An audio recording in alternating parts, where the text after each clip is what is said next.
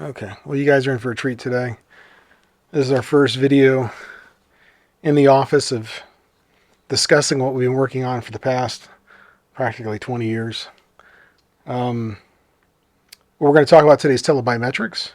And people say, well, wow, that's a mouthful of words. Telebiometrics is a standard, and it's a science/philosophy or method for measuring biology at a distance, or sampling it and putting it into a computer so you can transfer it over a network. This is a long story to it, so I'll try to break it up into smaller parts so you guys can tolerate it. But I'm known to be a lengthy storyteller. So here it goes. Tele means remote, at a distance. Bio means life. Metrics means measurement. Many people confuse biometrics, and they think biometrics is fingerprint analysis or iris or facial recognition, which it is. But the reality is that if you break down the original words that come from Greek, bio and metrics, it means life measurement. So to narrow it down and say, biometrics is only for security, this is completely wrong. This is not the intention of the word. The people that define the word in the past has been life measurements. The people that have recently in the security industry have narrowed it down to just fingerprints, which is bizarre to me. But we're educating people every day. So telebiometrics is just the prefix of remote or distant that we're just adding to the beginning of it to explain that we're in a different age now where biology can be sampled and can be put in computers and it can be transmitted remotely for doctors to review, or for military applications such as, I would say, drones using infrared and quantifying how many people are on the ground before they decide to take an action. So there's literally, I want to say, endless possibilities and applications for telebiometrics. So, what is a basic telebiometric system? It basically comprises of minimum of 3 to 4 layers. You have what we call wetware. Wetware is usually defined as the brain, computational part, but the brain isn't exactly all the neurons in the body aren't in the brain. There's some of them in the stomach as well. So I like to expand wetware to include anything biological. Then what you have is you have hardware, something like these eye watches. They attaches to your wrist, and then you have software running on it. That's the third part. Third part is software. Then the fourth part is measurement, and you have to have a metric system, whether it's the System International or another one. But you got to have these 3 to 4 components to have basically a telebiometric system. You want to be able to identify a target, let's say a person, and you want to do EKG, and you got to have hardware to do that. So that's essentially, what a telebiometric system is. There was a really good quote, and I'll try to put it up on the screen, by a gentleman by the name of H. James Harrington. And he said, I'll read it very briefly: measurement is the first step that leads to control and eventually improvement. If you can't measure something, you can't understand it. If you can't understand it, you can't control it. If you can't control it, you can't improve it. So to give you a bigger, broader perspective picture on why that's important, we have 7 basic metrics, or I should say units of measure in the metric system. And combinations of that come out to be other types of metrics. So when I explain to people, I say, well, you can measure time, you can measure distance, but you really can't measure velocity. You can calculate velocity. So velocity is not, you can see it, but you can't measure it. So you have to calculate it. So most metrics are calculated, and people don't seem to understand that. So you have to derive that, and you need to make sure the conditions are proper such that those are accurate. Okay, I'm not going to bore you to death, but I'll tell you a little secret about why it's important to measure things. In the old days, time was not very accurate. We couldn't measure time very accurately. And in London, people would take their horse and carriage and they would ride into the city, and they would ride into London, and they'd look at Big Ben, and they would synchronize their big clocks. They'd have these big clocks, and they would synchronize them to the tower, because the bigger the geometry, the more accurate time was. So your measurement of time. So clocks were more accurate the larger the geometry they were. This larger clock. Then people would take those smaller clocks and they would ride their horses out into the smaller towns and villages, and they would charge people to see their clock and to synchronize their local clocks to the one that you just synchronized with Big Ben. And now they knew roughly when noon was, they knew when 6 o'clock was, the hour was, but it was very difficult for people, especially that were farther away from these town clocks, to know what time it was. They would have to say, oh, 3 fingers, when the sun gets 3 fingers above the horizon, I want you to meet me here. So how do people, meet at 2 o'clock or 2:15, and they don't really know what time it is? Well, that was a big problem. And again, we're just talking about something in the physics domain we call time. Okay, and we'll get into domains later on. There's a whole bunch of them, and it's very interesting, and I think you'll find the discussion extremely fascinating. But in the meantime, these people couldn't they just couldn't set up a meeting properly because it wasn't accurate enough. So as we became better at mechanics and became better at tool making, and became better at measuring, we came up with better tools to make better watches. So I'd say in the 20s and the 30s, people really could not, 1920s, 1930s, people could not, they couldn't, you didn't see them wearing wristwatches, because a wristwatch was, the geometry of that clock was too small to be accurate. Most women that wore watches wore them because it was a fashion statement. Men had pocket watches. They'd have a pocket watch. The pocket watch was much larger in geometry, and so it would typically keep its time longer. But they'd always have to be resynchronized all the time. And this was kind of an issue. But now you can set up meetings at 2 o'clock because people roughly knew when 2 o'clock was. You can meet us at a cafe and we can have a discussion. So why is time so important? Because everything is based upon, and especially in electrical engineering, timing. You have these really, really fast computers and telecommunication systems, and none of them would be able to work if we didn't have extremely accurate measurements of time. We're talking nanoseconds, even probably sub-nanoseconds. These things are ripping at extremely fast clock rates. Clock rate is nothing more than the inverse of time. And so as we got better at measuring time, we were able to derive new inventions from it. So without a proper measurement of certain metrics, your life you just have less opportunities and less toys to have around. Well, we're talking about, again, time. Time is just in the physics domain, and I just gave one example. But the reality is that there's other domains. There's a chemical domain, there's a biological domain, and there's 3 more. We'll talk about those later. But so if you're, what's most important in life? It's to stay alive, right? So when we talk about security, people, Telebiometrics was developed at a UN standard body called the ITU, International Telecommunications Union, and it's underneath the telecom group, which is a -T, so it's ITU-T, and study group 17 for security. But what most people fail to understand is that all security is biosecurity.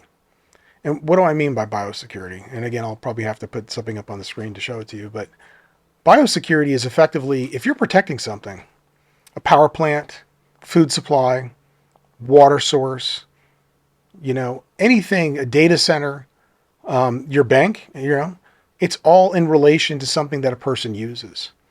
So that when you're attacking those systems, effectively you're attacking people's resources, something that they require to survive. So all security, the real primary security is security to life, right? Right, directly to taking away my breath, my heartbeat, things like this. But secondary and tertiary is going after my resources. If I don't have water, I can't survive. If I don't have food, I can, with water, I think it's 11 days you can survive without water. And maybe, I don't know, 80 days or something without food, depending upon, how much fat you have in your body. But if I take away people's electricity, and if I take away their heat during wintertime, or if I target a military and I decide to go after certain resources that they depend upon, they're just sitting ducks. They're useless. So why am I going into this? It's a good question. That's a good question. So all security, in effect, is biosecurity.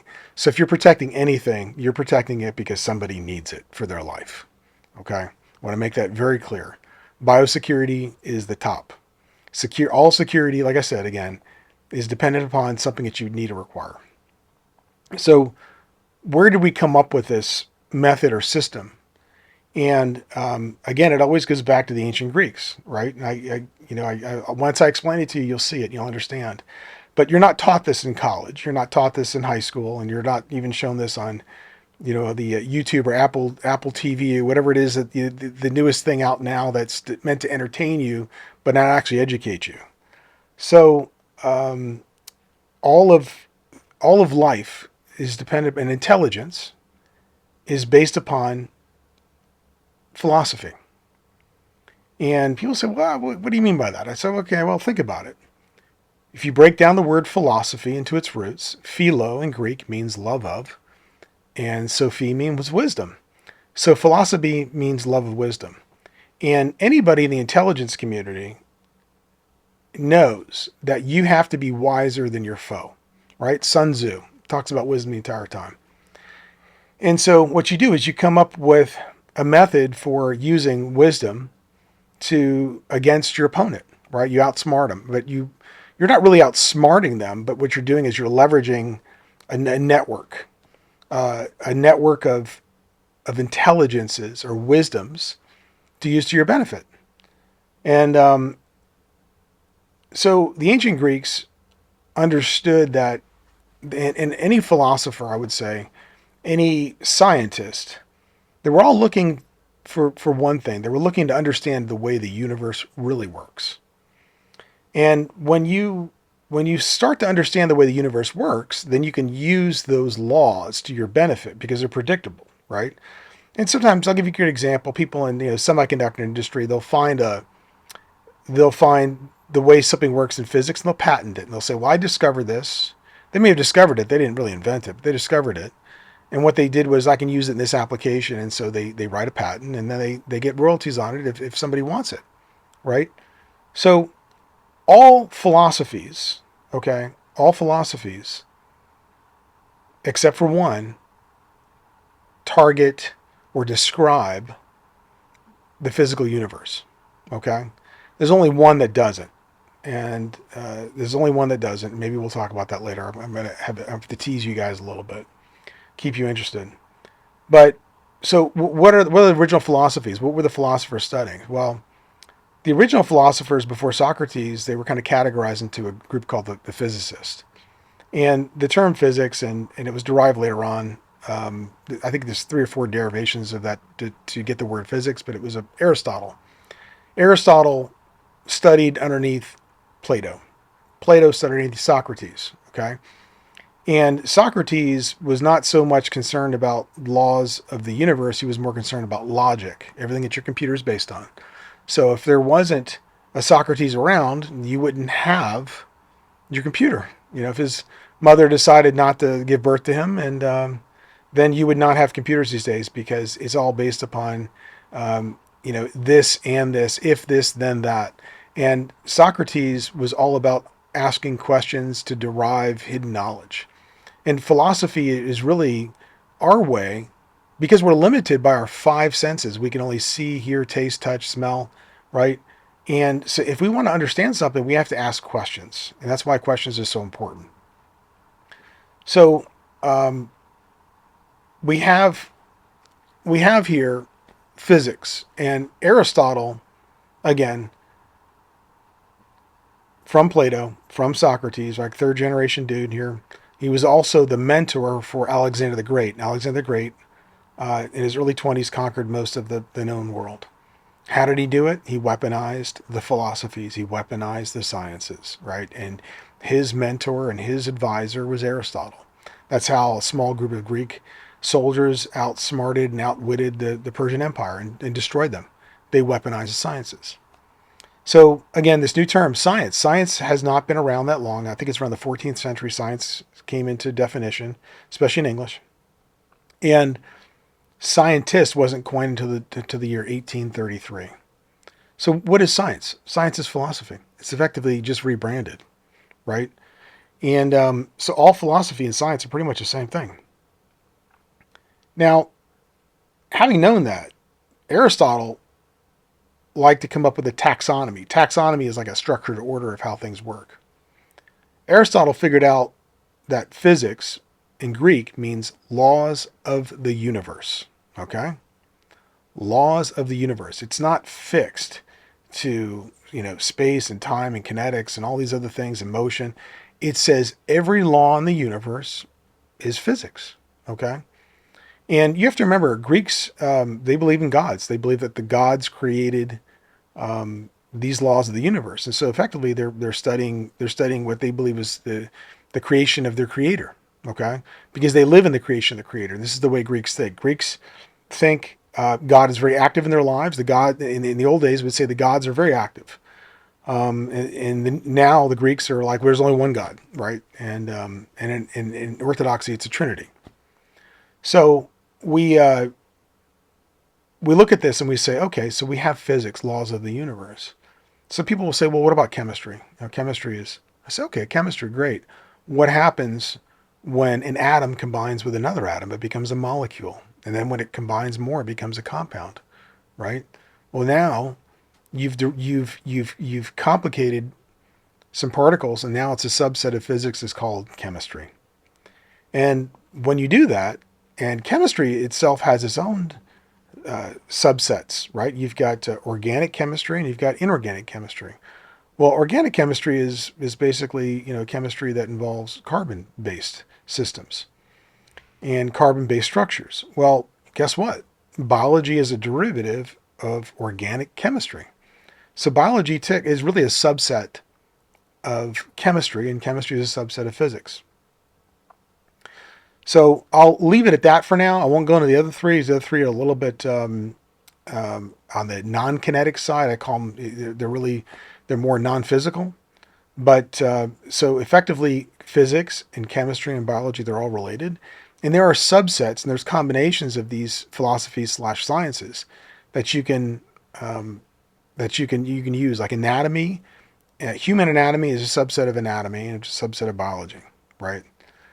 And we have structures of, in biology, we have structures of types of species.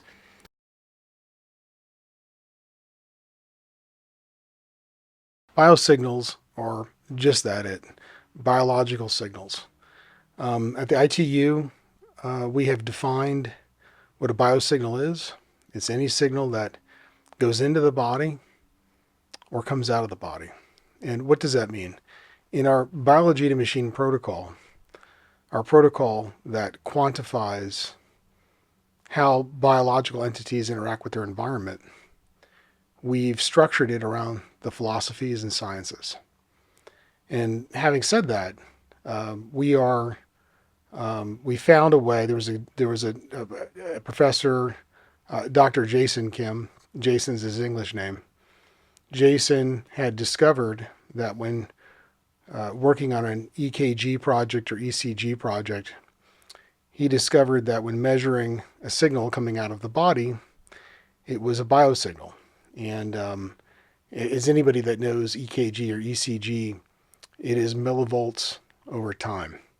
And with that, we call that in the physics domain, because you're effectively, measuring voltage or energy over time. And but those signals, in order to measure heart rate, you have to look at the peaks of the EKG. And when you measure the distance between the two peaks, then you get heart rate. Usually you'll measure more than two to get a more accurate measurement, but this is something that emanates out of the body. Now, you can be really clever and say that, let's say light hitting the body, let's say it's just from the sun or from your lights in your office. Your body breeds that. Your body interprets that, and your body responds to that. And so your body looks at it as a signal. Other biosignals could be something such as, psychological, when you're looking at where people's eyes are when you're talking to them. They're looking to the left, they're looking to the right, looking up, looking down. this indicates a message, perhaps during an interrogation. You look at a suspect and you want to know if they're lying to you. This is another biosignal. Biosignals could also be chemical. So if you're taking a blood sample measurement and you want to measure different chemicals in the blood, that would be considered a biosignal that's chemical out. Again, physics going in would be maybe light. Physics coming out might be EKG. If you're looking at breath analysis is also chemical. And when you're doing a breath analyzer for alcohol, you're analyzing how much alcohol is being emitted from this person's mouth or lungs. And in fact, it also correlates to bloodstream. So biosignals, brilliant idea, Dr. Jason Kim out of Korea, one of the top biometric experts in the world, and also one of the most prolific telebiometric standards writers in the world as well. Very, very, very, very wise and very clever observation, and hence this is where biosignals come from. So all signals going in and all signals going out are biosignals. It's that easy. Next topic. We're going to talk about biology being a computational device. Okay? So when you look at the body, your brain is the most complex computational system in the universe that we know of, at least. And so all computers are just emulating biological systems or just biology. So our take on things like artificial intelligence is silicon-based, right? It's basically using silicon-based computers that mimic biological systems, biological computation systems, and they try to do it better. Our belief is that you can't do true artificial intelligence without having a biological computation system. So when they switch to something that's synthetically derived or manufactured, that's a protein, carbohydrate, fat-based, you'll find that that works much more efficiently and faster than today's silicon-based systems. So when we think of biosemiconductors, you're seeing it now with Elon Musk. He's got this Neuralink system. We believe that he's on the right path. He doesn't have the complete map, but Neuralink will be rather interesting to see. Just hopefully it won't hurt people in the process of developing it.